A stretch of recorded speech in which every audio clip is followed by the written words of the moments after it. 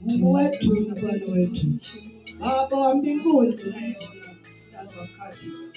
unayeona kila siku, unayeona kila muda, kwa jina la Yesu Kristo Mnazareti aliye hai. Baba wa mbinguni, Mungu uishie milele, Bwana wa majeshi, mfalme wa wafalme, mkononi mwako watumishi wako, watu wako wako mbele zako, wanahitaji baraka. Mungu